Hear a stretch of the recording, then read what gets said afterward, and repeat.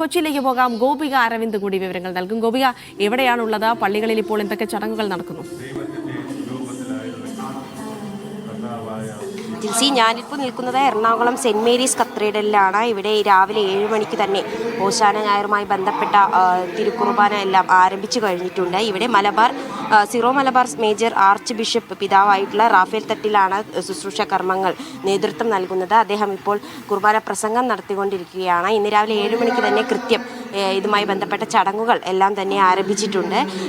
കൊച്ചിയിലെ മറ്റ് ദേവാലയങ്ങളിലും ഇത്തരത്തിലുള്ള ഓശാനയുമായി ബന്ധപ്പെട്ട പ്രാർത്ഥനകളും അതുപോലെ തന്നെ ചടങ്ങുകളും ആരംഭിച്ചിട്ടുണ്ട്.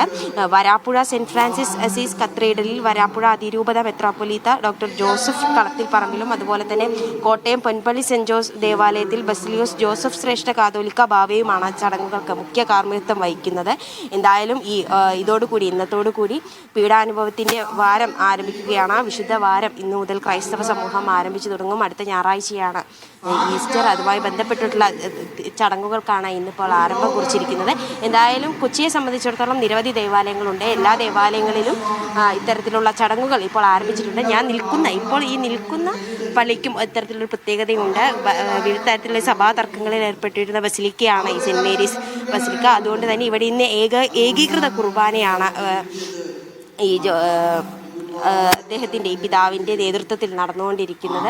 അതുകൂടാതെ തന്നെ 2 വർഷത്തിന് ശേഷമാണ് ഇപ്പോൾ ഈ പള്ളി തുറന്നു കൊടുത്തുകൊണ്ട് ഇന്ന് ഈ വിശുദ്ധ ദിവസം ഈ സഭാ നേതൃത്വം ഇതിനു വേണ്ടിയിട്ട് ഈ കാർമ്മികത്വം വഹിക്കാൻ വേണ്ടി ഇപ്പോൾ തുറന്നു കൊടുത്തിരിക്കുന്നു. അതുകൊണ്ട് തന്നെ നിരവധി വിശ്വാസികൾ ഈ പള്ളിയിൽ എത്തിയിട്ടുണ്ട്. എന്തായാലും കൊച്ചിയിലെ എല്ലാ ദേവാലയങ്ങളും ഇത്തരത്തിലുള്ള പരിപാടികൾ പുരോഗമിക്കുകയാണ്. ജിൽസി, ശരി. ഗോപിക അരവിന്ദാണ് കൊച്ചിയിൽ നിന്ന് വിവരങ്ങൾ നൽകിയത്.